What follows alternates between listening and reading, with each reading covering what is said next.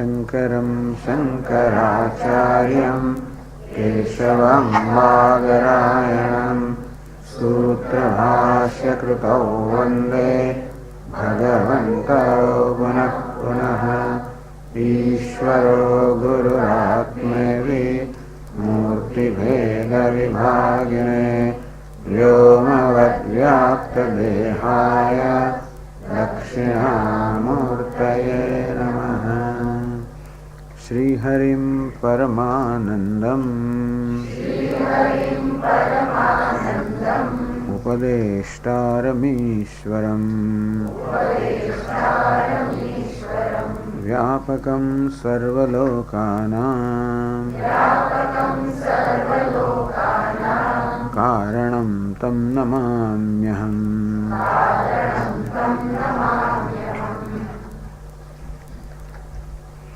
यत्राज्ञानाद् भवेद्वैतम् इतरस्तत्र पश्यते आत्मत्वेन यदा सर्वम् नेतरस्तत्र चान्वपि।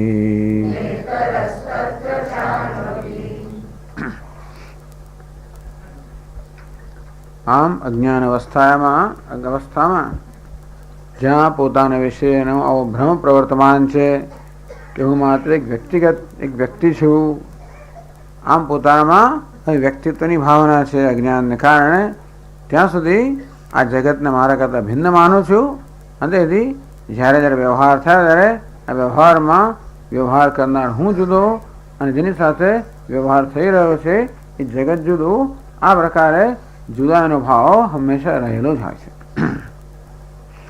આપણે કદાચ એના વિશે એવો સભાન ન હોય એ પણ વણાઈ ગયેલો છે. આવો જુદાનો ભાવ વણાઈ જ ગયેલો હોય છે અને એ ક્યારેક કદાચ એવો વ્યક્ત ન પણ થાય, પણ એનું કંઈક બટન દબાવવામાં આવે તો વ્યક્ત થઈ જાય. એ જુદાનો ભાવ રહેલો હોય છે, બટન દબાવે એટલે કોઈક આપણને સહકાર આપે તોય પણ પછી એક બટન દબાઈ જાય, અને સહકાર ના આપે તો બીજું બટન દબાય. એટલે આ બટન દબાવવાનું કારણ શું કે અંદર એ જુદાનો ભાવ વણાઈ ગયેલો છે, એવી સૂક્ષ્મ રીતે વણાઈ ગયેલો છે. આ જ્ઞાન છે ને અપરોક્ષ છે, બહુ એવું સૂક્ષ્મ છે, નજીકમાં નજીક છે, એટલે જ અપરોક્ષ જ્ઞાન દૂર કરી શકે. જેવું જ્ઞાન હોય તેવું જ્ઞાન હોય. અજ્ઞાન બહુ ઇન્ટિમેટ, એકદમ આંતરિક, આત્મામાં જ કેન્દ્રિત હોવાના કારણે આત્માનું જ્ઞાન, અપરોક્ષ જ્ઞાન એને દૂર કરી શકે. પણ આવું અજ્ઞાન કેવું આપણા વ્યવહારમાં સતત વણાયેલું છે એનો પુરાવો છે કે કેવી રીતે આપણા વ્યવહારમાં આવો એક ભેદભાવ છે એ જ બતાવે છે કે અજ્ઞાન છે. અજ્ઞાન કોને કહેવાય? એનું કારણ અજ્ઞાન, મૂળ અજ્ઞાન છે, પરંતુ અજ્ઞાનની અભિવ્યક્તિ આ રીતે સતત ભેદભાવના રૂપમાં થતી હોય છે. આત્મત્વેન યદા સર્વમ પશ્યતિ, જ્યારે એ સર્વ આત્મા છે એ પ્રકારનું દર્શન જ્યારે થાય છે ત્યારે ઇતરહ ન અણુઅપી, ત્યારે અન્યપણું રહેતું નથી. હું પણ અન્યપણું એ પ્રકારનો ભેદભાવ કોઈ રહેતો નથી. નનુ દ્વૈત અદર્શને કહ પુરુષાર્થ. ચાલો ભાઈ, આપ કહો છો કે જ્યારે સર્વત્ર આત્માના દર્શન થાય ત્યારે કોઈ ભેદભાવ રહેતો નથી. દરેક એવું થાય તો એ શું? એટલે કે ધારો કે આ ભેદભાવ જતો રહ્યો અને હવે અભેદ પ્રાપ્ત થયો, અભેદ દર્શન પ્રાપ્ત થયું, તો કહ પુરુષાર્થ હે. ટૂંકમાં એમાં એનાથી મારા જીવનું કયો પ્રયોજન સરશે? મને શું મળે છે?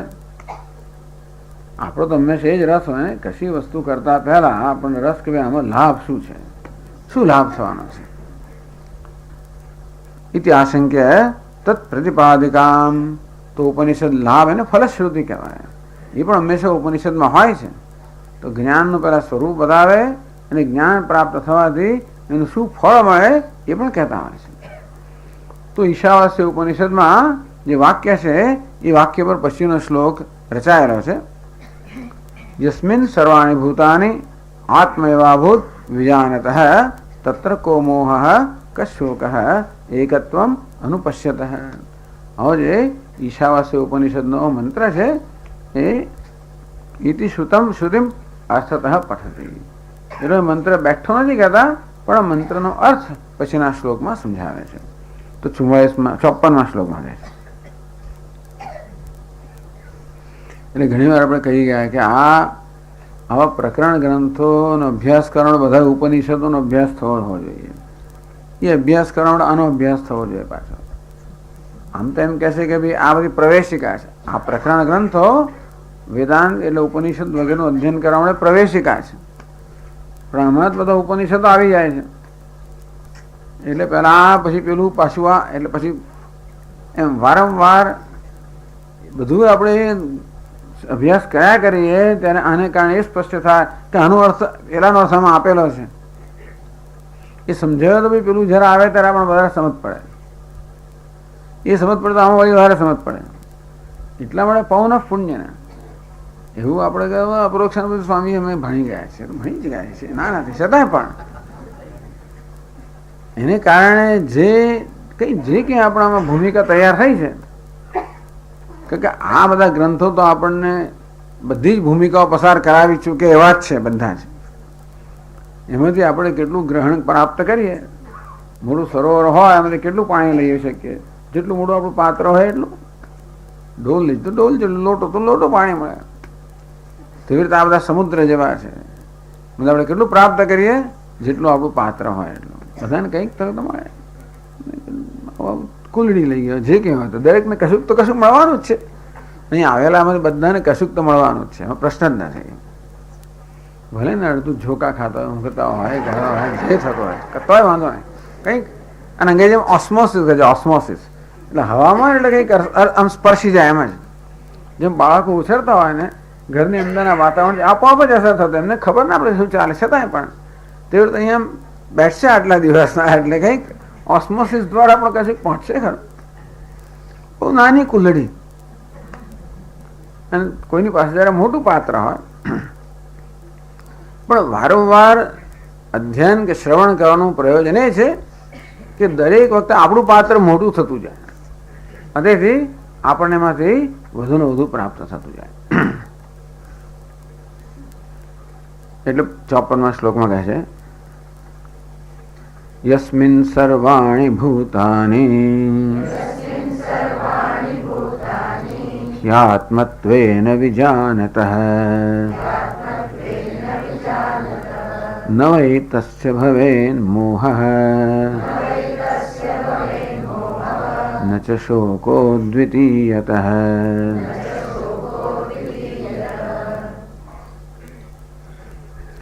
યસ્મિન આમ યત્ર યસ્મિન આવા સપ્તમી વિભક્તિના પ્રયોગો છે. એટલે યસ્મિન અવસ્થા વિશે છે. યસ્યામ અવસ્થાયામ એટલે કે જે જ્ઞાન અવસ્થામાં સર્વાણી ભૂતાની બધા જ ભૂત આત્મત્વેન વિજાનતઃ તો એટલે જ્યારે આ જ્ઞાની પુરુષની દ્રષ્ટિમાં બધું જ એના દર્શનમાં આત્મા સિવાય બીજે કોઈ દર્શન જ નથી. એટલે એમ કે આત્મા અભૂત, બધી વસ્તુઓ આત્મા બની ગઈ. બધી વસ્તુમાં ત્રણ જ વસ્તુ છે આમ જોવા જઈએ તો. તત્ર કહ કેન કમ જિઘ્રેત. દરેક વ્યવહારમાં આ ત્રણ વસ્તુ હોય. વ્યવહાર કરનાર હોય, વ્યવહારનો વિષય હોય, વ્યવહારનું સાધન હોય. જેમ કે જિઘ્રેત એટલે આ ફૂલ સૂંઘવાનો વ્યવહાર થતો હોય તો એક સૂંઘનાર, સૂંઘવાનો વિષય અને સૂંઘવાનું સાધન એટલે ઘ્રાણેન્દ્રિય. કહ એટલે કે હું, કમ એટલે ફૂલ, કેના એટલે કે આ ઘ્રાણેન્દ્રિયથી. આ ત્રણ વસ્તુઓ તો વ્યવહાર થાય. ઓછામાં ઓછી ત્રણ વસ્તુ. બાકી દેશ કાળ ને બધું બરોબર, મૂળ તો આ ત્રણ વસ્તુ જોઈએ. બધી બહુ કારક 6 કયા છે, 6 તો સમજ્યા, પણ 3 તો ખરા અગત્યના. કર્તા, કર્મ અને કરણ. આ 3 મુખ્ય કારકો કહેવાય. એટલે ગીતા ભગવાનના 3 પર જ ભાર દીધો. પછી શું છે? કરણમ કર્મ કર્તેતિ ત્રિવિધ કર્મ સંગ્રહ. બસ કરણમ કર્મ કર્તેતિ એટલે 3 વસ્તુ જ જોઈએ. ટૂંકમાં આપણા જીવનમાં 3 વસ્તુઓ છે. બધું જ એટલે શું? બધું એટલે કર્તા, કર્મ અને કરણ.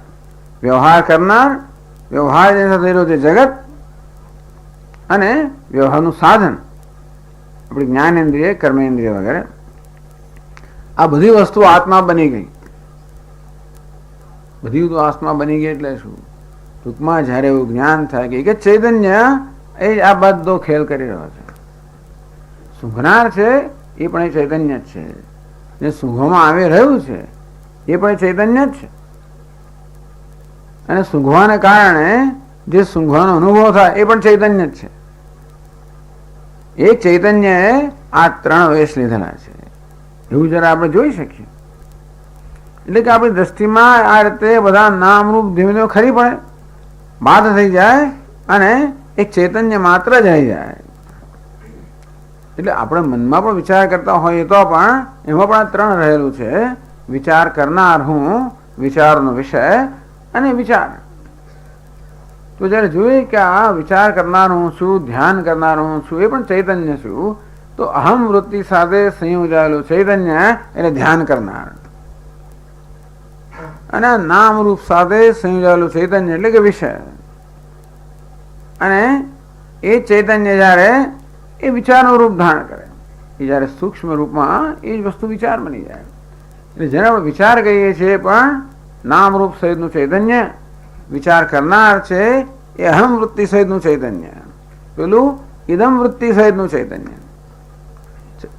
માત્ર ચૈતન્ય બે વેશ જ છે. અહમ વૃત્તિ એવી જાતનો વેશ ધારે લે ત્યારે ધ્યાતા બને, અથવા ઘ્રાતા, ધ્યાતા, દ્રષ્ટા, શ્રોતા, કર્તા બને.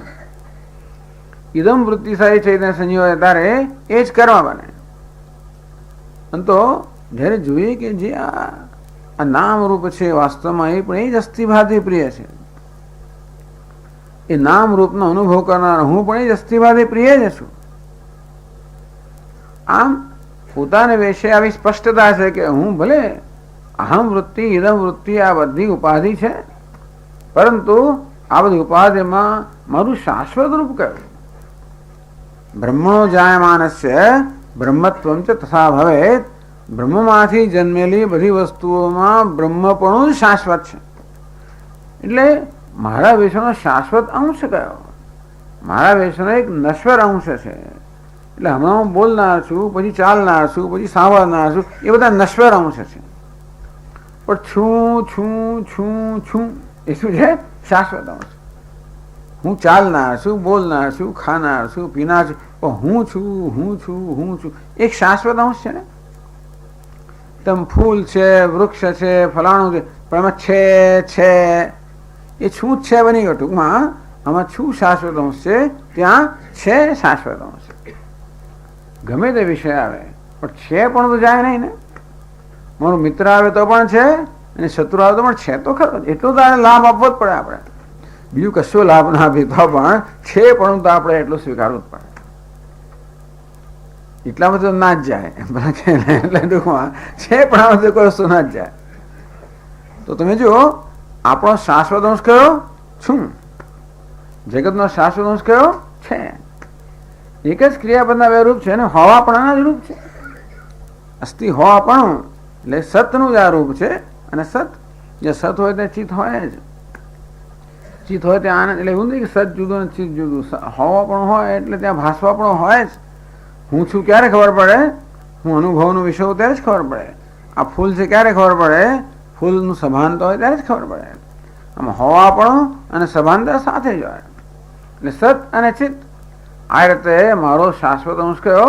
સતને. આટલો વૈરાગ્ય જોઈએ. એ સિવાયની બધી વસ્તુ છોડવામાં તૈયાર હોવ કે હું પિતા છું ને પુત્ર છું ને આવો છું ને પેલો છું ને મહાન છું ને અલ્પ, જે કંઈ હોય છે આ બધા પ્રકારની ગ્રંથિઓ એ આપણે છોડવા તૈયાર. એવો નામ વૈરાગ્ય. મહાન છું ભાઈ, પણ છું જ મહત્વનું છે. અલ્પ છું જ મહત્વનું છે. હા, આપણે અત્યારે મહાન છું મહત્વનું છે જ નહીં. અત્યારે મહાન મહત્વ મહાન છું કે અલ્પ છું, આવો છું, એ જ મહત્વનું છે. ખાલી છું જ મહત્વનું રહે. આ તમારો મિત્ર છે, આ શત્રુ છે, એ તો છે મહત્વનું નથી, નામરૂપ મહત્વનું છે. નામરૂપ કરતા છે મહત્વનું બની જાય. અહીં પણ નામરૂપને બદલે છું મહત્વનું બની જાય. શાશ્વત અંશ મહત્વનો છે. નશ્વર અંશ મહત્વનો નથી. ગમે તો મહાન હતો પણ નશ્વર તો ખરું જ ને. કોઈકની દ્રષ્ટિએ મહાન હોવું, બીજું કોઈ આવે ત્યારે પાછું હું અલ્પ બની જાઉં. કે મહાનતા પણ એક દ્રષ્ટિબિંદુ જ છે ને. કોઈકની દ્રષ્ટિબિંદુ એવો મહાન કહેવાઓ, વિદ્વાન કહેવાઓ, બીજાની દ્રષ્ટિબિંદુ તો આપણે કશું ના કહેવાય. એવા એવા બધા વિદ્વાનો હોય છે કે આપણો કઈ હિસાબ જ ના હોય, અને કશું ના જાણતા હોય ત્યારે આપણે મહાવિદ્વાન પણ કહેવાય. આ બધા કેવા છે? દ્રષ્ટિબિંદુઓ છે, એટલે કેવા છે? નશ્વર છે. ધનવાન પણ કહેવાઓ કોઈની દ્રષ્ટિએ. હિન્દુસ્તાનનો ધનવાન માણસ મોટો કહેવાય. અમેરિકામાં જાય તો ખબર પણ ના પડે તો ત્યાં ધનવાન કોને કહેવાય એ તો જરા જુઓ ત્યાં ખબર પડે કે માણસ કેટલું ધન અને કેટલો વૈભવ હોય છે કે હદ વગરનો. તેને લાગે આ શું છે. આપણી ખ્યાતિ અહીંયા આવ્યા હોય, બે પાંચ માણસો પૂછતા હોય આપણને, પણ જ્યારે લોકોની ખ્યાતિ બીજાને જોઈએ તો ટૂંકમાં બધી વસ્તુ રિલેટિવ અર્થાત સાપેક્ષ છે. દુનિયા બધું સાપેક્ષ જ હોય. ભગવાને એવું બનાવેલું જ છે જેથી આપણે છોડી શકીએ. જો સાપેક્ષ ના હોત તો આપણે ના છોડ્યું, પણ ટૂંકમાં આવું વિચારીએ ત્યારે પછી કશી વસ્તુ માટે અભિમાન કરવાની જરૂર નથી, તેમ કશી વસ્તુ માટે આપણે દુઃખી થવાની જરૂર નથી. આપણે અલ્પ છે તો આપણા કરતા અલ્પ ઘણા વધારે છે. માણસ કીડી, સ્વામીજી કહે ને કે આમ ઈશ્વર કોને કહેવાય એ ખ્યાલ કરો. ઐશ્વર્ય એટલે શું? કીડી તરફ જવું, મને કેવું લાગે છે આમ ફેંકી દો અને ઐશ્વર્ય. એટલે કીડીની દ્રષ્ટિએ જો ફૂંક મારું ઉડી જાય બાપો, હું કેવો છું સર્વશક્તિમાન. કીડીની દ્રષ્ટિએ સર્વશક્તિમાન છે. કોઈકની ફૂંકથી હું ઉડી જતો એ જુદી વાત છે, પણ આ કીડી મારી ફૂંકથી ઉડી જતી. એટલે આ બધી વસ્તુઓ સાપેક્ષ છે. એમાં અટવાયા જ કરી છે આપણે. આપણું જીવન એમાં ને એમાં ચાલતું હોય છે. પણ હવે જ્યારે ખબર પડે કે આ તો સાપેક્ષ વસ્તુ છે, જે અથવા નશ્વર છે, શાશ્વત વસ્તુ જ મહત્વની છે. કઈ વસ્તુ મને છોડીને જાય નહીં. આ બધી વસ્તુ છોડીને જતી રહે છે. આ બધું હોય તો ચાલો મારું હોય તો જાગ્રત અવસ્થામાં વધારે ક્યાં સુધી હોય? સ્વપ્નમાં તો ના જ હોય ને. ભલે કરોડપતિ હોય, સ્વપ્નમાં ભીખ પણ માંગતો. એક પૈસો પેલું કહ્યું ને વિચાર સાગરમાં આપ્યો ને દ્રષ્ટાંત. એક મોટો રાજા, કેટલો મોટો રાજા હતો, ભરછું નહીં, આ બીજો રાજા. એ રાજા તો એટલા એના પહેરેગીરો અને કેટલા દરવાનો ને કેટલું મોટું સૈન્ય ને તલવાર, ઘોડી તલવારે બધા ઉભેલા અને બધું રક્ષણ કરનારા ને અટારીમાં સૂતો છે ને કેવા પલંગમાં સૂતો છે. પણ સ્વપ્નમાં શું થયું? સ્વપ્નમાં એ રાજાને એમ થયું કે બિચારો એકલો છે અને સ્વપ્નમાં આવીને એક શિયાળને કરડી ગયો. એવું બચકું છોડે જ નહીં, છોડાવી જ ના શક્યો. નસીબ જો કે દંડ હતો નજીકમાં લઈને જોથી શિયાળને માર્યું, શિયાળ મરી ગયું એટલે એની પેલી પકડ છૂટી. ત્યારે માંડ છૂટે બિચારો. પણ એવો તો ઘા એણે કરેલો દાંતથી કે બિચારો લોહી નીકળવા માંડ્યું, લંગડાવા લાગ્યો. શું કરવું હવે? લંગડાતો એક મલમપટ્ટી વાળાને ઘેર ગયો અને મલમપટ્ટી કરી આપ ભાઈ, મને શિયાળ કરડ્યું છે. ત્યારે કે મલમ તૈયાર નથી, જો તમે એક પૈસો આપો તો મલમ બનાવે. તો પૈસો તો હતો નહીં ખિસ્સામાં, પેલા દાદ આપી જ નહીં. પૈસો આપો તો મલમ બનાવે આપો, પૈસો નથી તો મલમ નથી. બિચારો લંગડાતો લાકડીને ટેકે પાછો આવે. બહુ ગાળો, જે કંઈ બધું બહુ દુઃખ કર્યું કે દુનિયા આવી છે ને પેલી છે ને ફલાણી છે ને, જો મારી પાસે આમ હોત તો કેવું થાત ને કેવું ના થાત વગેરે વગેરે. નસીબ જો કે હવે એને કોઈ રસ્તામાં એક સાધુ મળી ગયો અને પેલા એ પૈસો માંગ્યો નહીં, એમાં એક જડીબુટ્ટી આપી દીધી, લગાવ્યો, મટી ગયો, ખુશ થઈ ગયો. એટલે આટલું જાગ્રતની સાહેબી છે પણ સ્વપ્ન એક પૈસો સુદ્ધા નહોતો એની પાસે. આ વસ્તુ એને વફાદાર તો ના જ રહી ને.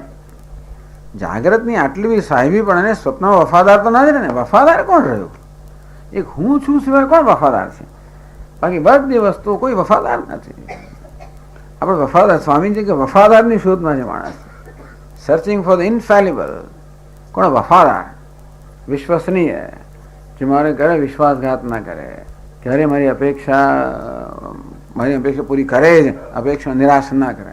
એવું દુનિયામાં છે શું? હું છું સિવાય એવું કશું જ નથી. એક જ વસ્તુ સ્વપ્ન વફાદાર છે. ભલે લૂલો લંગડો પણ હું છું તો છે.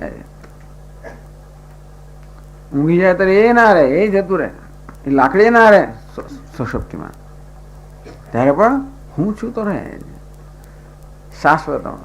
એમાં શું સ્વામીજી, એમાં શું મજા આવે? ખરી મજા એમાં છે. આ બધા મરચા મસાલા છોડી દઈએ ત્યારે પછી ખરી મજા આપણે પ્રાપ્ત થાય. જ્ઞાની પુરુષને એની જ મજા છે. આત્મનેવ આત્મના તુષ્ટ, એને માત્ર હું છું માંથી જ પૂર્ણ આનંદ મળે છે. એનો આનંદ કોઈ છીનવી જ શકે નહીં ને. એક હું છું એ જરા પણ આનંદનો વિષય બને તો એ આનંદ કોઈ ના છીનવાય, બીજી બધી વસ્તુ છીનવાઈ જાય. જ્યાં સુધી આપણો આનંદ કશામાંથી આવતો હોય ત્યાં છીનવાય, કાંઈ બધું નશ્વર છે, મારે છીનવાઈ જવાની સંભાવના છે. એક જ શાશ્વત વસ્તુ છે. એટલે વેદાંત શાસ્ત્ર શાશ્વતનો અને આનંદ શાશ્વતનો જ છે, નશ્વરનો હોય નહીં. પછી તો માયા આપણે ઠગે એટલે આપણે ઠગાઈ જાય છે. આ નશ્વર વસ્તુઓ જાણે આનંદ આપવાનો દેખાવ ઉત્પન્ન કરે છે, પોતે શાશ્વતો એવો એક ભ્રમ ઉત્પન્ન કરે છે.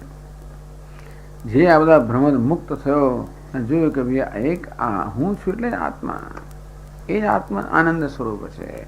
આત્મનેવ આત્મના તુષ્ટ, જે સ્વયં પોતાનાથી સંતુષ્ટ છે અને એ બધાથી સંતુષ્ટ છે. પોતાને સંતુષ્ટ છે માટે બધાથી સંતુષ્ટ છે, સંતુષ્ટ છે. સર્વાણી ભૂતાની આત્મત્વેન વિજાનતઃ. અને તો ભાઈ જોયું કે એક હું છું નો બધો વિલાસ છે.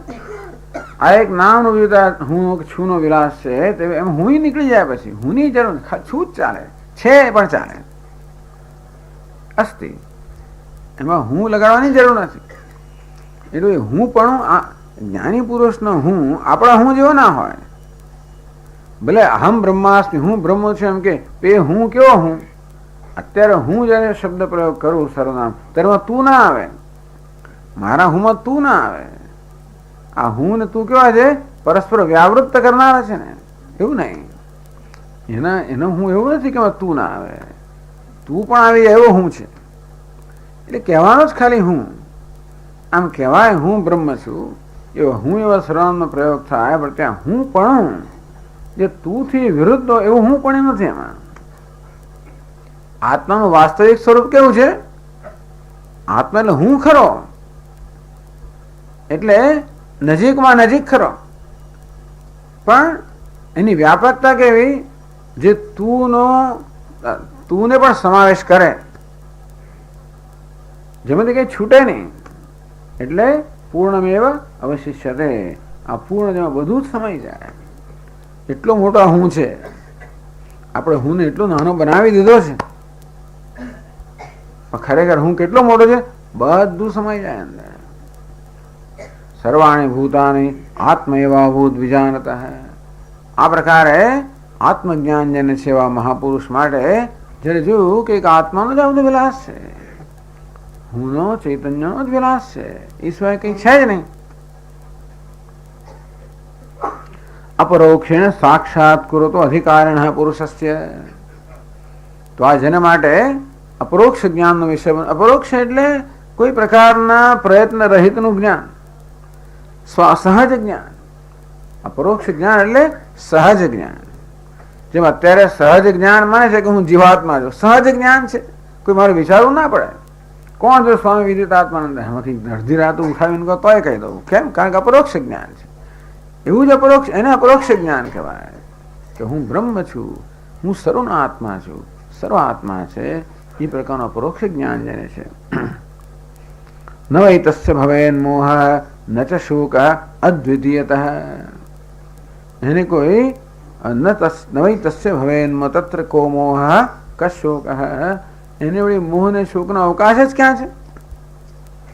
જેની દ્રષ્ટિમાં બધું જ આત્મા બની ગયું, અર્થાત જેની દ્રષ્ટિમાં આત્માથી, ચૈતન્યથી, પરમાત્માથી અન્ય કઈ છે જ નહીં.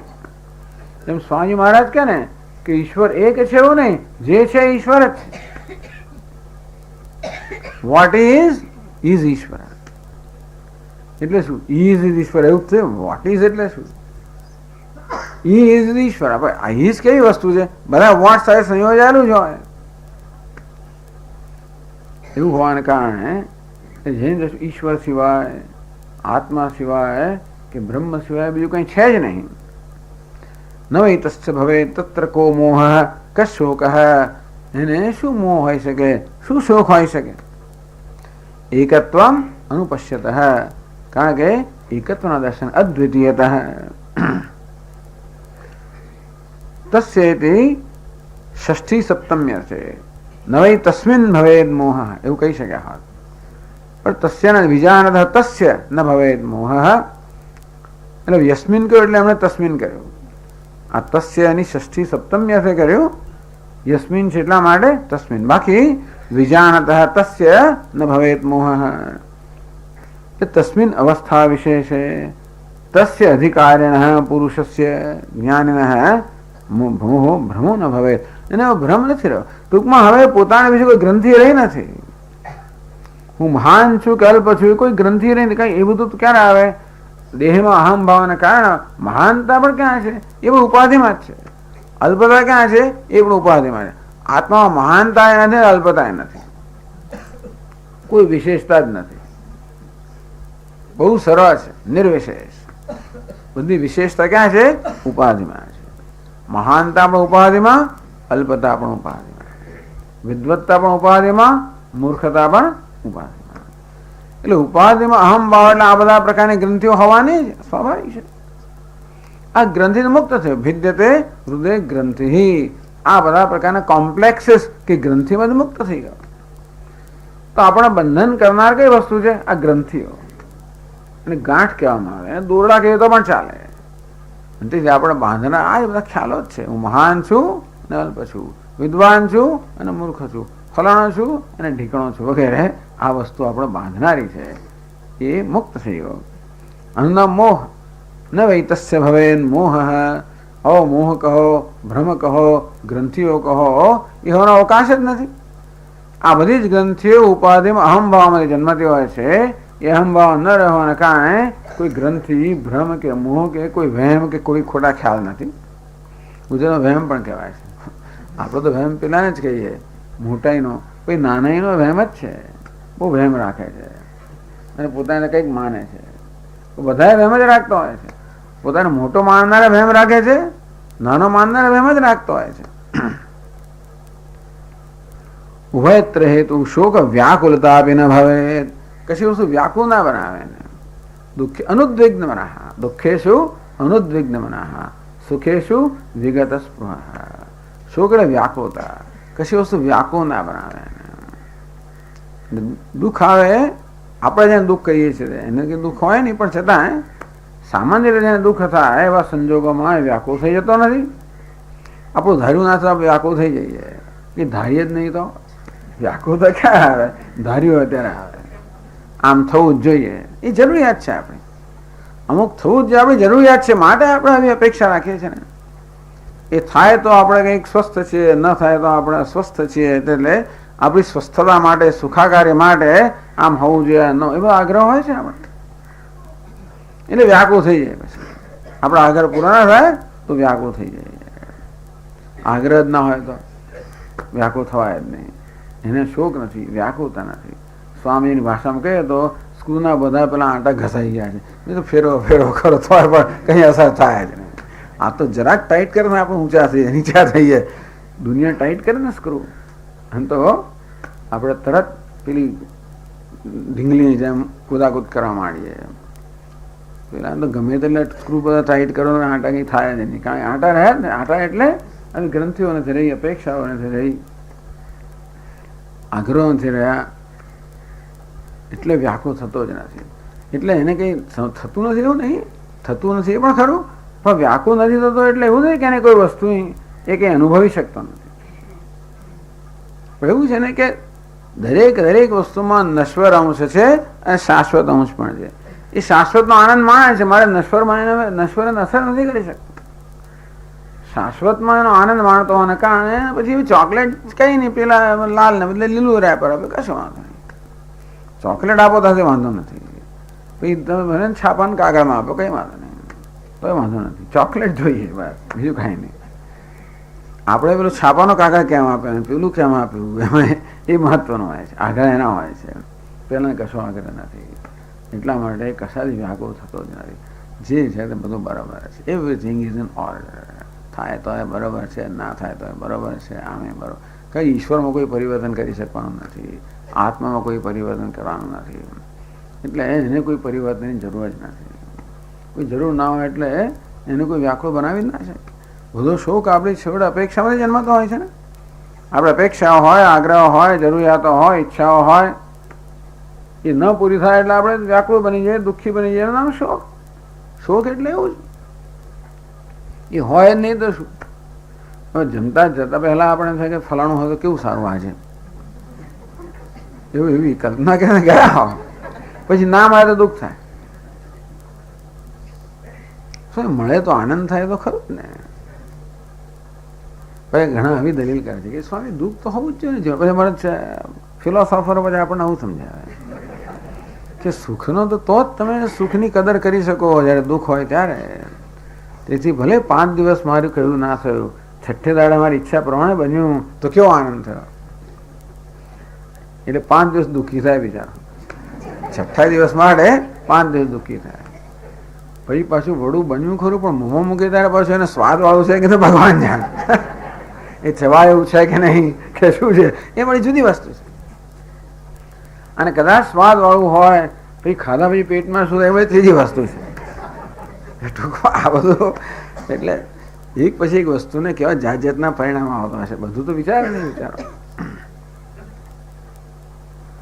પણ એવું કોઈ આગળ ના હોય તો જે હોય એનો આનંદ છે ને. ચાલો રોટલી મેં ગઈકાલે કોર કાઢી જ નાખીશું, કશું વાંધો નહીં. જેનો આનંદ લઈ શકાય લેવો હોય તો. પણ આ વસ્તુ શક્ય છે, કહેવાનો ભાવ એ છે, અને જ્ઞાનથી શક્ય છે.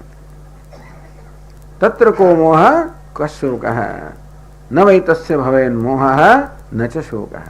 અદ્વિતીયતઃ. કેમ? અદ્વિતીયતઃ એનામાં કોઈ દ્વૈત ભેદભાવ રહ્યો નથી. એટલા માટે હું તું એવું ભેદભાવ ના હોવાના કારણે હવે કોઈ વસ્તુ કહ્યું તે પ્રમાણે બધું દુઃખ પેલા દ્વૈતમાંથી ભેદભાવમાંથી આવતું હોય છે. એકમાત્ર કારણ તો એ ચાલે એવો માટે તેથી એને શોક કે મોહનો કોઈ અવકાશ રહ્યો જ નથી.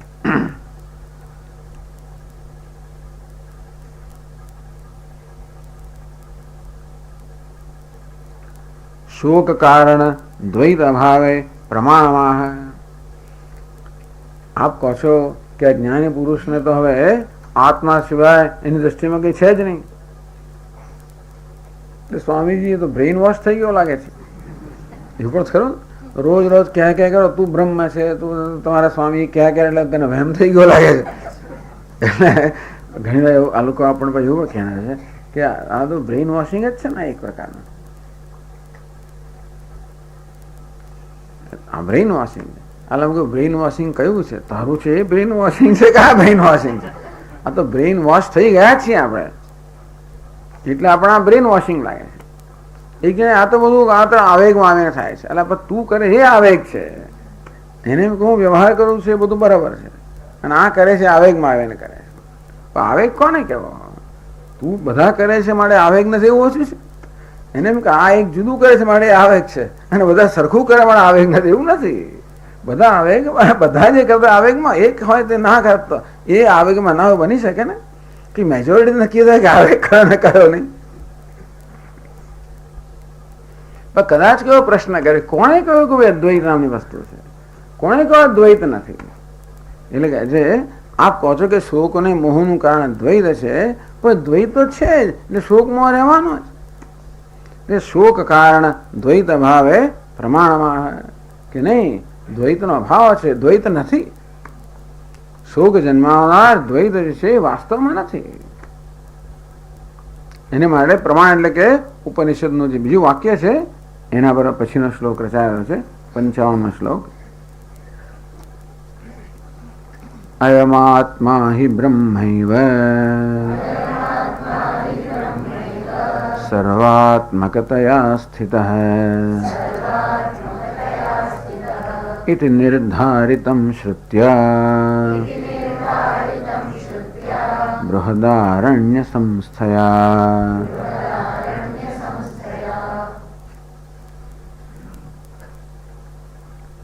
सवा अयमात्मा ब्रह्म विज्ञान इत्यादि रूपया श्रुत्या अयमात्मा ही ब्रह्मैव सर्वात्मकतया स्थित इति निर्धारितं श्रुत्या. श्रुति आ प्रकारे निर्धारित करવી છે. એ શ્રુતિને આપણે પ્રમાણ કહીએ છીએ. સત્યના વિષયમાં પ્રમાણ. પ્રમાણ એટલે યથાર્થ જ્ઞાનનું સાધન. તો આપણી બુદ્ધિ કે આપણી ઇન્દ્રિયો વગેરે જે છે એ સત્યનો નિર્ણય કરે. આપણે પ્રમાણ નથી. પ્રમાણ કઈ કયું છે? શ્રુતિ ઉપનિષદ, વેદ કે ઉપનિષદ પ્રમાણ છે. ત્યાં કહ્યું સવૈ અયમાત્મા બ્રહ્મ વિજ્ઞાનમય. આ વાક્ય બૃહદારણ્યક માં પણ છે. અયમાત્મા બ્રહ્મ. આમ તો માંડુક્યનું છે પણ બૃહદારણ્યમાં એવું વાક્ય છે ખરું. એટલે બધું આટલા મોટા પેરેગ્રાફની અંદર આવું પણ છે અંદર. અયમાત્મા બ્રહ્મ. સવૈ અયમાત્મા બ્રહ્મ વિજ્ઞાનમય. આત્મા બ્રહ્મ છે, વિજ્ઞાનમય છે. આત્મા જ્ઞાન સ્વરૂપ છે, માંસમય નથી. આત્મા વિજ્ઞાનમય. આ દેહ કયો છે? માંસમય છે. ટૂંકમાં આપણી ઉપાધિમાં જે જ્ઞાનમય છે એ આત્મા છે. માંસમય છે એ આત્મા નથી. અન્નમય છે આત્મા નથી. મનોમય છે, પ્રાણમય છે, આત્મા નથી. મનોમય છે, આત્મા નથી. બુદ્ધિમય છે, આત્મા નથી. વિજ્ઞાનમય છે. વિજ્ઞાનમય એટલે વિજ્ઞાનનું બનેલું, જ્ઞાનનું બનેલું, ચૈતન્યનું બનેલું. ટૂંકમાં આત્મા શાનો બનેલો છે? ચૈતન્યનો બનેલો. એવું કહેવું હોય તો આ ચૈતન્ય સ્વરૂપ છે. અને તેથી આપણામાં જે અન્નનું બનેલું છે એ આત્મા વિજ્ઞાનમય કયો. વિજ્ઞાનનો અર્થ જ્ઞાનમય, ચૈતન્યમય. અન્નમય તો કે નહીં. અન્નમય, પ્રાણમય, મનોમય, બુદ્ધિમય એ બધું આત્મા નથી. આત્મા બ્રહ્મ વિજ્ઞાનમય. વિજ્ઞાન જેનું સ્વરૂપ છે, જ્ઞાન કે ચૈતન્યનું સ્વરૂપ છે એ આત્મા વાસ્તવમાં બ્રહ્મ છે. અયમ અયમ એટલે જે સ્વયં સ્ફુરિત છે. અથવા તો બીજું પણ બૃહદારણ્યકમાં કહેવામાં આવ્યું બ્રહ્મ વા ઇદમગ્રાસીદ તદાત્માનમેવાવેદ અહમ બ્રહ્માસ્મિતિ તસ્માત તત્સર્વમ અભવત. એટલે કહ્યું ને કે ભાઈ અયમ આત્મા એ બ્રહ્મ સર્વાત્મકતયા સ્થિત. અયમ આત્મા એ બ્રહ્મ. આત્મા બ્રહ્મ જ છે. ઉપનિષદ કહે છે બ્રહ્મ વા ઇદમગ્રાસીદ. આ જે આપણી સમક્ષ અધિકારી છે, જિજ્ઞાસુ છે, સાધક છે, જે પોતાને જીવ માને છે એ જીવ માને ત્યારે વાસ્તવમાં બ્રહ્મ જ છે. 10મો છોકરો પોતાને 9 માનતો હોય ત્યારે 10મો જ છે. અને તે રીતે હું જયારે મારી જાતને જીવ માનું ત્યારે હું બ્રહ્મ જ છું. હા, અજ્ઞાનને કારણે મારા વિશે ખોટી માન્યતા ધરાવું છું, પણ મારી આ અનાદિ માયા સુપ્ત યદા જીવ પ્રબુધ્યતિ. તો એને જયારે ઉઠાડવામાં આવે, અનાદિ માયાની નિદ્રામાં સૂતેલા જીવને જયારે ઉઠાડવામાં આવે, એવું કોઈક ઉઠાડનારો મળી ગયો એને. આપણે ઊંઘીએ છીએ જ ખબર નથી પહેલા તો. કોઈક આપણે પહેલા કહેનારું નીકળે કે ઊંઘ છે એનામાંથી ઉઠાડનારું નીકળે. તદાત્માનમ એવા આવે જે વાસ્તવમાં બ્રહ્મ છે પરંતુ અજ્ઞાનને કારણે પોતાને જીવાત્મા માને છે, એને કોઈ ઉઠાડનારું મળ્યું. એ સાક્ષાત કુરુતે પ્રબોધ સમયે. આમ અવિદ્યારૂપે નિદ્રામાંથી જાગ્રત થવાને કારણે તદાત્મા એને પોતાના આત્માનું જ્ઞાન થયું. અહમ બ્રહ્માસ્મિતિ, હું બ્રહ્મ છું. એ જ્ઞાનને કારણે શું થયું? તસ્માત તત્સર્વમ અભવત. એ જ્ઞાનને કારણે એ બધું જ બની ગયું એવું ઉપનિષદ કહે છે. અયમ આત્મા હૈ બ્રહ્મૈવ સર્વાત્મકતયા સ્થિત. આત્મા બ્રહ્મ છે જે વાસ્તવમાં સર્વનો આત્મા છે. આમ આપણા ઉપાધિના આત્માને આત્મા કહેવાય, જગતનો આત્માને બ્રહ્મ કહેવાય. એ જગતનો આત્મા છે, સર્વનો આત્મા છે ચૈતન્ય વાસ્તવમાં હું છું. સયશ્ચાયમ પુરુષે યશ્ચા સાવાદિત્ય સૈક. આ પુરુષમાં અર્થાત વ્યક્તિમાં જે ચૈતન્ય છે એ જ સમષ્ટિમાં રહેલું ચૈતન્ય છે. સર્વાત્મકતયા સ્થિત આવું છે, આવું બનાવવાનું નથી. આત્મા બ્રહ્મ છે જ, એ સર્વનો આત્મા છે જ. એ નિર્ધારિતમ શ્રુતિ. આ પ્રકારે શ્રુતિ નિર્ધારિત કર્યું છે. તો શ્રુતિ આ પ્રકારનો ઉપદેશ કરે છે. બૃહદારણ્યક સંસ્થા. તમારે એમ ના માનવું તેથી કે આ દ્વૈત સાચું છે. કોણે કહ્યું કે અદ્વૈત સાચું છે? દ્વૈત સાચું હોય તો આપ કહો છો કે જેને અદ્વૈતના દર્શન થયા એનો શોક અને મોહ જતો રહો, પણ એને દર્શન થયા એ સાચો છે કે નવો ભ્રમ જ પાછો? અદ્વૈત જ ભ્રમ હોય તો શું? તમે કહો છો અદ્વૈતના દર્શન થયા એ શોક ને મોહ મુક્ત થયો, પણ એ જ ભ્રમ હોય તો કે ના, એ ભ્રમ નથી. ઉપનિષદ કહે છે કે વાસ્તવમાં આત્મા જ બ્રહ્મ છે, જે સર્વનો આત્મા છે. આ પ્રકારે શાસ્ત્રમાં નિશ્ચય થયો હોવાને કારણે, એટલે ટૂંકમાં આ બધા માટે આપણી બુદ્ધિ એ પ્રમાણ નથી, પરંતુ શાસ્ત્ર પ્રમાણ છે. નનુ અયમ લોક હેવ તત્કારણે સતી. પણ આ લોક, આ દુનિયા છે તો ખરી જ ને, શોકનું કારણ કે દ્વૈત છે. ટૂંકમાં આ દુનિયા શોકનું કારણ છે જ ને. અયમ લોક હેવ તત્કારણે સતી. આ દુનિયા જ એનું કારણ છે. કથમ શોકાદ અનુભવ અભાવ ઉચ્ચતે. શોકનું કારણ દુનિયા જયારે વિદ્યમાન હોય ત્યારે જ્ઞાન થવાથી દુનિયા જતી રહેવાની છે, પછી મારો પડોશી જતો રહેવાનો છે, સ્વામી માં તો કઈ સાસુ જતી રહેવાનું, આ બધું જતું રહેવાનું છે. એ તો એવું ને એવું જ છે. દુઃખ વડેના કારણો તો એવા ને એવા જ રહેવાના છે ને. હજી મારો સાહેબ નોકરીમાં તકલીફ કરે તો રહેવાનો જ છે ને. અમારો દીકરો છે ને ભણતો નથી, એ તો રહેવાનો જ છે. પછી પત્ની આમ જતી રહે છે ને, એટલે ઘણા લોકો પરણ્યા પછી પણ ઘેર જ આખો તો મા બાપને ઘેર જયા કરે. હવે જાત જાતનું થતું હોય દુનિયાની અંદર, આપણે ખબર પણ નથી. એ તો રહેવાનું જ છે ને બધું. એટલે કહે છે કે આ દુનિયામાં આ બધા સંજોગો, આ દુઃખ આપનારી વસ્તુ તો છે જ ને બધે. ઉપરના દુઃખ આપે, નીચેના લોકો દુઃખ આપતા હોય. આપણા સાહેબ દુઃખ આપે એવું કશું નહીં, આપણે નીચે કામ કરનારે દુઃખ આપે. શેઠ દુઃખ આપે, નોકર દુઃખ આપે, બધા દુઃખ આપે.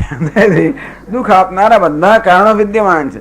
ટૂંકમાં આ જ્ઞાની પુરુષને જ્ઞાન થવાથી આ દુનિયા તો બદલાવાની નથી ને. અને તેથી દુઃખનું કારણ દુનિયા તો હજી હાજર જ છે. તો પછી આપ કેમ કહી શકો કે હવે શોક નહીં થાય?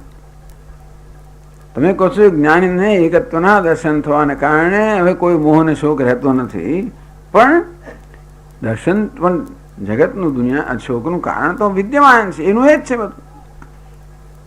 ભલે ભલભલા સંતો હોય, પેલા નામ એની પત્ની સાથે તો એને પાનું પડેલું જ છે ને, પડેલું જ છે. મીરાબાઈને પેલા સાથે પડેલું બધાને. એટલે ટૂંકમાં આ પનારા જવાના તો નથી જ ને. નામદેવ ગમે તો ભગવાન દર્શન કરે છે, પણ જે એને સવારમાં જે કટકટ થવાની છે ઉઠીને, એ તો થવાની છે. ટૂંકમાં શોકનું કારણ આ બધું હાજર છે. તો પછી લોક કે લોકે તત્કારણે સદી કથમ શોકાદે ભાવ ઉચ્ચતે. આ લોક જે કારણ છે દુનિયા, એ તો હાજર છે, તો પછી શોક કેવી રીતે દૂર થવાનો છે? ઈત આશંખ્ય સદૃષ્ટાંતમાં, દૃષ્ટાંત સહિત કહે છે કે આ દુનિયા હોય તો પણ શોક ના હોઈ શકે. એટલે દુનિયા શોકનું કારણ નથી, પણ દુનિયા હોય તો પણ જ્ઞાની પુરુષને શોક નથી. એ વાત 56મા શ્લોકમાં દૃષ્ટાંત સહિત સમજાવે છે. પ્રપંચનું મિથ્યાત્વ સમજાવે, પ્રપંચ કા મિથ્યાત્વ.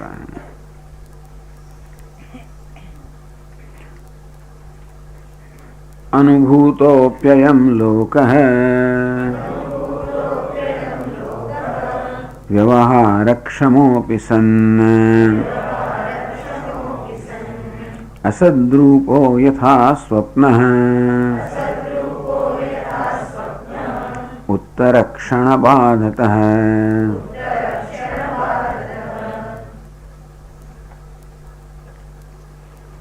અનુભૂતોપી અયમ લોકઃ.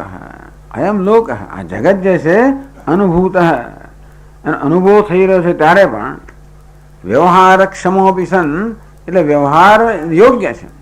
આ જગત કેવું છે? વ્યવહાર યોગ્ય છે.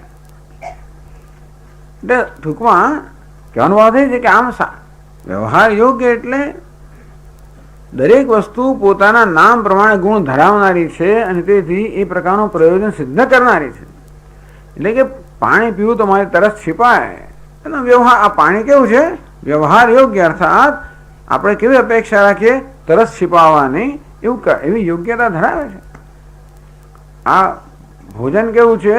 ભૂખ સમાવવાની ક્ષમતા ધરાવે છે, તેથી એ પણ પોતાનું પ્રયોજન સિદ્ધમાં જગતના પદાર્થો પોતાનું પ્રયોજન સિદ્ધ કરે છે. અત્યારે કેમેરા ફોટો પાડે છે, હું માનું છું, આપણને ખબર નથી અત્યારે કઈ લાઈટ, ઘણી વાર કેમેરામાં લાઈટ હોય છે, પણ મને કઈ લાઈટ બાઈટ દેખાતી નથી, પણ હશે તો ખરી છે, એક નાનકડી લાઈટ છે. ભાઈ ઘણા લોકો આમ કરતા ખબર નથી કે વ્યવહાર થઈ રહ્યો છે કે નહીં. ઘણા લોકો આમ ફોટા પાડે, આપણે ખબર ના આપણે પડ્યો કે નહીં, પાડ્યો કે નહીં. આપણે ખુશ કરવાને ચાપો દવા કરતા ઘણી વાર, એટલે કશું ના થાય. એટલે વ્યવહાર થતો હોય માટે એનું પ્રયોજન સિદ્ધ થયો નિયમ નથી, પણ આ બધા જગતના પદાર્થો સાચા છે, કે ખોટું નથી. અમે ખોટું નથી કહેતા. સાચા કેમ છે? કારણ કે પોતાનું પ્રયોજન સિદ્ધ કરે. આ સાચો કેમેરા છે, કયો તારો કેમેરા છે બતાવજો. પેલા રમકડાના કેમેરા આવે છે ને, રમકડાના ટેલિફોન આવે, બધું આવે, એને પેલું નાના બાળકને પેલું ફોઈ ફેરો વાત કર્યા કરે. એ ટેલિફોન વ્યવહારક્ષમ નથી,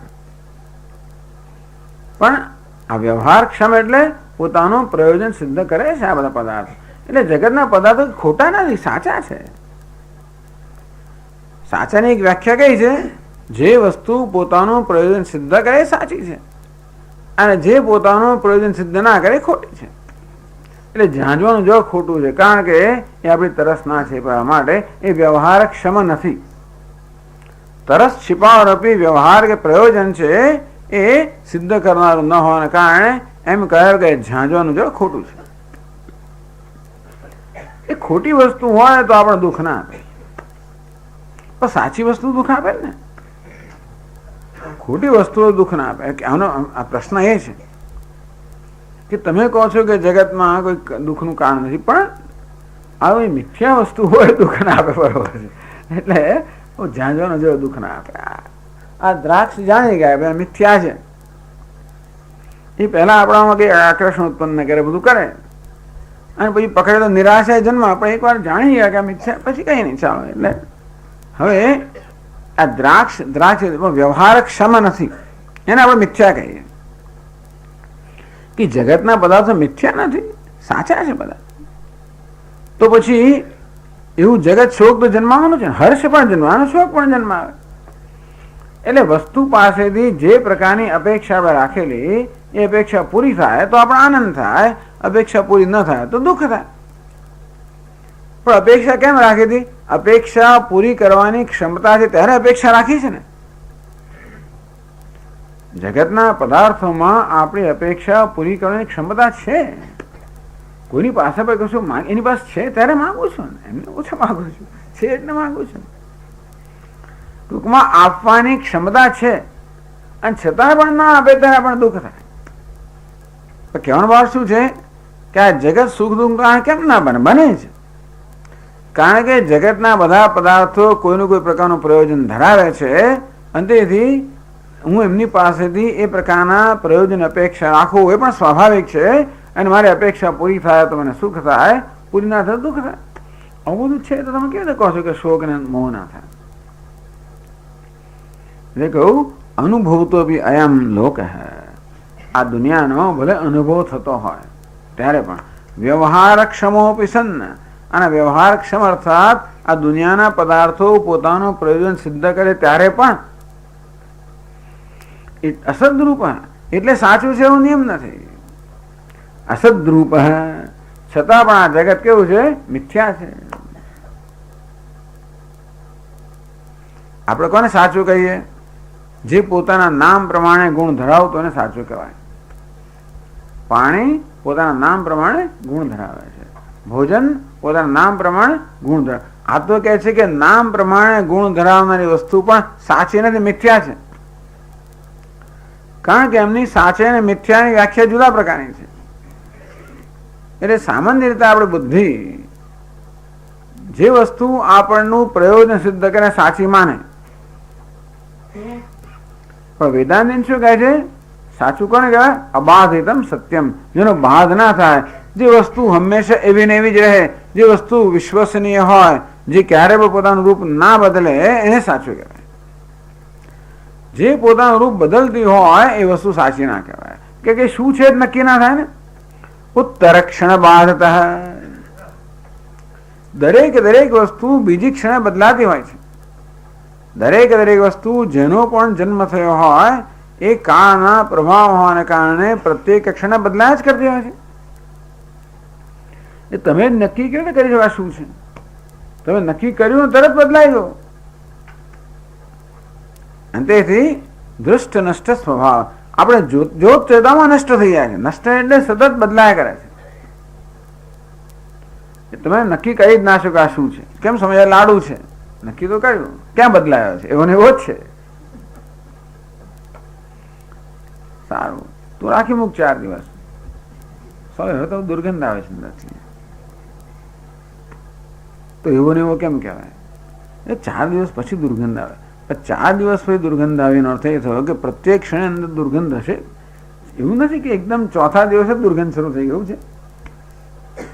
સતત પરિવર્તન થતા થતા થતા છેવટે 4 દિવસ પછી એવી સ્થિતિ આવી જ્યારે દુર્ગંધ આવે. પણ એનો થઈ કે દરેક ક્ષણે પરિવર્તન થતું તો હશે જ ને. આપણે જોઈએ તો બહુ બદલે. ગયા વર્ષે શિબિરમાં મળ્યા હોય ને આ વખતે મળી જાય ને કે છે બહુ ફેર પડી ગયો તમારો તો રાતોરાત નથી પડી ગયો. રોજ પડતો હશે ત્યારે આપણે 1 વર્ષ પછી મળે એટલે આપણે ઘણો ફેર દેખાય આપણે નજરમાં. નહીં તો નજરમાં આવે પણ નહીં. એવું છે ને કે આપણે નજરમાં વસ્તુ નથી આવતી, પણ નજરમાં ના આવે માટે ફેરફાર થતો નથી આવતો. ઉત્તર ક્ષણ બાદ એનો અર્થ એ થયો કે બીજી ક્ષણે જે પદાર્થ છે પહેલી ક્ષણના પદાર્થને બાધિત કરી નાખે છે, અર્થાત નથી એવું જાહેર કરે છે. એટલે વેદાંતિન લોકોની સત્યની વ્યાખ્યા કરી, જે વસ્તુ બદલાતી નથી એનું નામ સત્ય. જે શાશ્વત અંશ છે એ સત્ય, જે નશ્વર અંશ છે એ અસત્ય.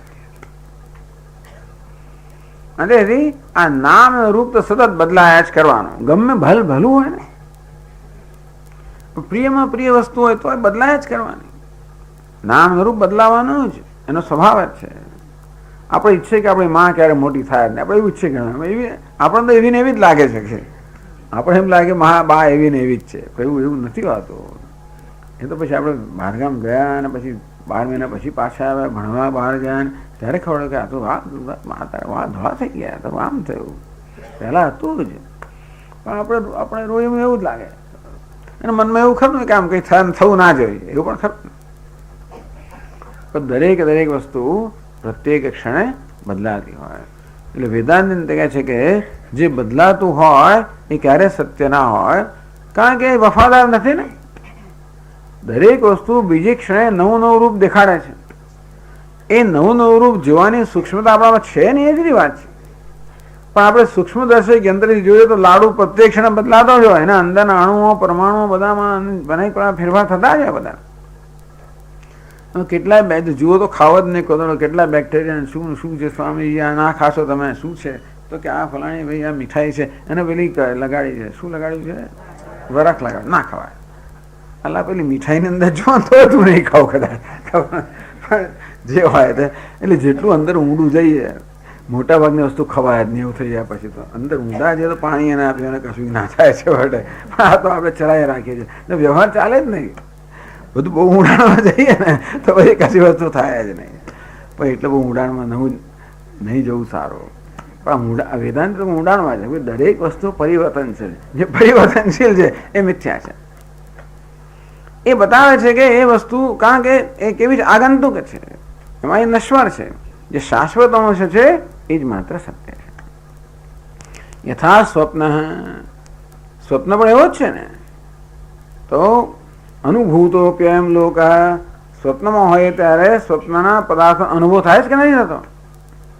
વ્યવહારક્ષમોપી સન્ન, અને સ્વપ્નના પદાર્થો પર સ્વપ્નનો વ્યવહાર તો કરે જ છે ને. પેલા રાજાને શિયાળ કરડ્યું તો સ્વપ્નનો દંડ હતો, એનાથી પેલું શિયાળ ગયું. એટલે કહે છે કે ભાઈ જેવી શું કહેવાય, જેવો દેવ તેવું એનું બલિ. હા, યક્ષો પણ ચિતો બલિ, જેવો યક્ષ તેવો બલિ. ટૂંકમાં સ્વપ્નનું શિયાળ સ્વપ્નના દંડથી જ જાય, એ જાગ્રત દંડથી ના જાય. એટલે પ્રશ્ન પૂછે પેલા કે ભાઈ મહારાજ આપ તો કહો છો કે બધું અદ્વૈત જ છે, બધું દ્વૈત મિથ્યા જ છે. તો કે હા, તો વેદ પણ મિથ્યા, ગુરુ પણ મિથ્યા, ઉપદેશ હવે છે ને આમ ઇમોશનલ વસ્તુ બનાવી પછી અમારે અદ્વૈત એટલે ટૂંકમાં આવું કે એટલે આપણે જરા થોડા પાછા પડીએ ને. ગુરુ પણ મિથ્યા, શાસ્ત્રમાં મિથ્યા, આ બધું મિથ્યા. ગુરુ કે આ બધું મિથ્યા. ભાઈ ગુરુ પણ મિથ્યાનો ઉપદેશ મિથ્યા ને શાસ્ત્ર મેં બધું મિથ્યા. મિથ્યા મિથ્યા શાસ્ત્ર મિથ્યા ગુરુ મિથ્યા ઉપદેશથી આ સંસાર જાય કેવી રીતે? ઝાંઝણા જેવાથી તરત છીપે તો આ મિથ્યા વસ્તુથી કેવો સંસાર જાય? એટલે ગુરુએ બહુ લાંબી લાંબી કથાઓ કહી હોય. એમણે આ કથા કહી કે જો ભાઈ આ સ્વપ્નનું શિયા છે એ સ્વપ્નના દંડથી જ મરે, એ જાગ્રત દંડથી ના મરે. ઉલટું જાગ્રત એ સત્ય હોત તો તારો પ્રશ્ન ઉકેલી ના શક્યા હોત. જો આ વસ્તુ સત્ય હોત તો તારું દૂર ના કહી શકે. સત્ય વસ્તુ મિથ્યાને વિરોધી જ નથી. મિથ્યા જ મિથ્યાનો વિરોધી છે. આ સત્ય આત્મા છે. મેં કહ્યું ને બધું લાલિયા એટલે બધું ચાલે છે. બધાનો આશ્રય જ છે ને. અજ્ઞાન કશો વિરોધ કરતો જ નથી. સત્ય વસ્તુ મિથ્યાનો વિરોધ ના કરે માટે સત્યથી આ મિથ્યા સંસાર ના જાય, નહીં તો જતો જ રહ્યો હોત ને. સત્ય તેને ધારણ કરે છે. મિથ્યા વસ્તુથી જ મિથ્યા સંસાર દૂર થાય. એટલે કે પેલું સ્વપ્નનું જે શિયા છે એ સ્વપ્નના દંડથી જાય. પેલો દંડ એના રાજાના પથારી બાજુમાં હતો એ કામ ના લાગે. પેલા દરવાનો ઉઘાડે તલવારે ફરતા હતા, કોઈ કામ ના લાગે. એની કરોડો રૂપિયાની સંપત્તિ કશું કામ ના લાગ્યું, એને મળ્યો નહીં. એ સ્વપ્નમાં વ્યવહાર થતો જાય છે. જેમ જાગ્રતના પદાર્થો વ્યવહારક્ષમ હોય છે તેવી રીતે સ્વપ્નના પદાર્થો પણ વ્યવહારક્ષમ હોય છે. ટૂંકમાં સ્વપ્નના દંડાથી સ્વપ્નના શિયાને માર્યું તો અસર થાય છે ને. એટલે આ નૈયાયિકો એમ કહે છે કે જગત સત્ય છે, કારણ કે આપણા અનુભવનો વિષય છે અને અર્થક્રિયાકારીનો અર્થાત વ્યવહારની ક્ષમતા છે. એટલે કે પોતાના નામ પ્રમાણે પ્રયોજન સિદ્ધ કરે માટે સત્ય છે. વેદાંત ક્યારે સ્વપ્નમાં એવું જ છે ને, પણ સ્વપ્નના પદાર્થ પણ એવા જ છે ને, એનો પણ અનુભવ થઈ રહ્યો હોય છે. અને ત્યારે પણ તું તો સત્ય જ માનતો હોય છે ને. સ્વકાલે સત્યવત ભાતિ. આમ સ્વપ્નમાં હોય ત્યારે સ્વપ્ન જગ્યાએ સાચું જ જણાતું હોય છે. નહીં તો ચીસો શું કામ પડે ત્યાં આગળ કૂતરું પાછળ દોડીએ શું કામ? ભાઈ હજુ ખબર હોત કે આ મિથ્યા છે તો કોઈ દોડે નહીં. ભાઈ તો જીવ લઈને દોડીએ છે ત્યારે પણ એમ કાંઈ ત્યારે સત્ય જ લાગે છે. સ્વપ્નમાં હોઈએ ત્યારે સ્વપ્નની વસ્તુ સાચી જ લાગે. આપણે સાચી લાગે માટે સાચી હોય એવો નિયમ નથી ને. વસ્તુ આપણે સાચી લાગી માટે સાચી છે એવો જ નિયમ છે ના. પણ ઉપયોગી છે માટે સાચું એ પણ નિયમ નથી. અનુભવનો વિષય છે એટલે સાચું છે એવો પણ નિયમ કશો નિયમ જ નથી. એક જ નિયમ છે જે વસ્તુ ના બદલાય સાચી, બાકી કોઈ નિયમ જ નહીં સાચાનો. વેદાંતે આવી વ્યાખ્યા કરી. બધા લોકો પોતાની વ્યાખ્યા કરતા હોય સત્યની. વેદાંતની વ્યાખ્યા શું? અબાધિતમ સત્યમ, જેનો બાધ ના થાય. એટલે બીજી ભાષામાં જેનું પરિવર્તન ના થાય. ઉત્તરક્ષણ બાધત યદ્યત ઉત્તરક્ષણ બાધિતમ તત્તન મિથ્યા. જે બીજી ક્ષણે બદલાતું હોય એ વસ્તુ મિથ્યા છે. એ જ વસ્તુ અનુભવનો વિષય બને અને એ જ વસ્તુ વ્યવહાર પ્રયોજન સિદ્ધ કરે. સત્ય વસ્તુ અનુભવનો વિષય પણ ના બને અને સત્ય વસ્તુ કામમાં ના લાગે. आत्मा कशो काम वाला ब्रह्म गई आपका ब्रह्म क्या कुछ काम में तो आता नहीं है. क्या करने का? निर्गुण निष्क्रिय निर्विशेष ब्रह्म जो है कुछ कुछ काम का है नहीं. हमारा ईश्वर तो देखो सगुण है. सब बात साची है. काम में लावવું હોય તો સગુણ જ જોઈએ. એટલે જો કામ કરવું હોય તો કે ભગવાનની જરૂર હોય તો भी પૂજા અર્ચના કે પ્રાર્થના કે ભગવાનને ખુશ કરવો પડે. જ્યાં સુધી કામ છે ભગવાન ત્યાં સુધી સગુણની આરાધના હોય. કામ ના રહે ત્યારે બરાબર છે. ક્યાં સુધી આરાધના કરવાની? જ્યાં સુધી કામ છે ત્યાં સુધી. હજી જ્યાં સુધી મદદની જરૂર છે કે ભગવાન મારું આમ કરો ને પેલું કરો, બહાર નહીં તો અંદરનું મારા રાગ દ્વેષ દૂર કરો, આ કરો, અજ્ઞાન દૂર કરો, ત્યાં સુધી જરૂર છે. ત્યાં સુધી સગુણ બ્રહ્મની આરાધના હોય. એ જરૂર જયારે ના રહે પેલું કશું મદદ કરવાનું નથી. નિર્ગુણ બ્રહ્મ બેઠેલું જ છે, સ્વયં મહિમની પ્રતિષ્ઠિત. એ કઈ મદદમાં આવવાનું નથી. સમોહમ સર્વભૂતેષુ ન મે દ્વેષ્યોસ્ય ન પ્રિય. હું તો સર્વત્ર સમાન ભાવે છું, મને ક્યાંય દ્વેષ નથી, ક્યાંય ભાઈ પક્ષપાત કરે ત્યારે આપણો પત્તો લાગે. એ તો હું પક્ષપાત ના કરું. ઘણા લોકો એવા છે ભાઈ અમે તો સેવા કરીએ. આપણે કહીએ બીજા હિન્દુ બિંદુ નહીં, અમે તો જે આવે છે એ બધું ના ચાલે. અમે તો પક્ષપાત જોઈએ. હિન્દુઓની સેવા તો પહેલા નહીં કરવાની. એવું અમે ના કહીએ. ભગવાન એવો છે, મને ક્યાંય પક્ષપાત નથી. તો કે એવો ભગવાન આપણે ક્યારે ચાલે? આપણે પક્ષપાતની જરૂરથી મુક્ત થઈ ત્યારે બરાબર છે. જે પક્ષપાત જોઈતો હોય ત્યાં સુધી એ ભજનથી તમામ ભક્ત્યા મય તે. આ તમે જે સમજી લે, આ બધું રોજ રોજ કકડાટ થાય છે ને, આ શું કરવાનું, સગુણ બ્રહ્મ નિર્ગુણ બ્રહ્મની ભક્તિ ના તે, તો એટલે આ ખ્યાલમાં સમજ પડી જાય આપણને. એ ભજનથી તમામ ભક્ત્યા મય તે શુચાપ્યહમ. ભગવાન કહે કે આ નિષ્પક્ષ ભગવાનને પક્ષપાતી બનાવી શકાય ક્યારે? ભક્તિથી ભજન કરીએ તો એ નિષ્પક્ષ ભગવાનને પક્ષપાતી બનાવી શકાય. એટલે જ્યાં સુધી ભગવાનના પક્ષપાતની જરૂર છે, અને મોટે ભાગે જરૂર હોય જ છે. એટલે સ્વામીજી કહે ને, હું તો લાઈનમાં ઊભો ભાઈ એરોપોર્ટ પર, અને ખબર આટલી લાંબી લાઈન સિક્યોરિટી, મારી ફ્લાઇટ 20 મિનિટ પછી, તો 1 કલાક સુધી સિક્યોરિટી પૂરી થવાની જ નથી. આ ફ્લાઇટ મારવાની જ નથી, આશા છોડી જ નથી. એટલે આપણે રોજની ટાઈમ સાહેબની જેમ જઈએ, આપણે છેલ્લી ઘડી દિવસો ગયા હવે બધા, હવે ના ચાલે. આમથી લઈ જાય ને પાછળ એવું ના લઈ જાય. હવે તો બધામાંથી પસાર થવું પડે. હવે ખબર પડી એટલે પછી 1 કલાક ઉભા રહો. નસીબ જોગે પેલો આવ્યો એજન્ટ એરલાઇનનો, અમદાવાદ અમદાવાદ, એ લોકોને ચિંતા હોય ને કે અમદાવાદને પેસેન્જરોને ભરાય નહીં પાછા, એટલા માટે એ આવ્યો અમદાવાદ અમદાવાદ અમદાવાદ. હું અમદાવાદ છું, બીજી લાઈનમાં લઈ ગયા. પક્ષપાત હોય તો જ આપણે ફ્લાઇટ મળે, બાકી મળે નહીં. લાઈનમાં ઉભા રહીએ તો આપણે પત્તો લાગવાનો નથી. એટલે જ્યાં સુધી પક્ષપાતની જરૂર છે અને સ્વીકારવાનો વાંધો નથી ને, એમાં કંઈ શરમ સંકોચ નથી કે અમારે પક્ષપાતની જરૂર છે. જ્યાં સુધી ભગવાનની જરૂર છે ત્યાં સુધી ભગવાનની પ્રાર્થના વગેરે યોગ્ય જ છે. એ જરૂર ના હોય એટલે ખરેખર ભક્તિ માર્ગ એટલે ભગવાનનો પક્ષપાત પ્રાપ્ત કરવો. જ્ઞાન માર્ગ એટલે એ નિર્ગુણ નિર્વિશેષ ભગવાનને આત્મરૂપે જાણો. આમાં કોઈ વિરોધ નથી, બે કે એકબીજા વિરુદ્ધમાં વસ્તુ જ નથી. ભક્તિ હંમેશા સગુણ બ્રહ્મની હોય અને જ્ઞાન નિર્ગુણ બ્રહ્મનું જ હોય. આ સગુણ બ્રહ્મનું જ્ઞાન ભક્તિનું સાધન છે અને સગુણ ભક્તિ એ નિર્ગુણ જ્ઞાનનું સાધન છે. એવો ક્રમ પણ અસદરૂપો યથા સ્વપ્ન ઉત્તર ક્ષણબાદત.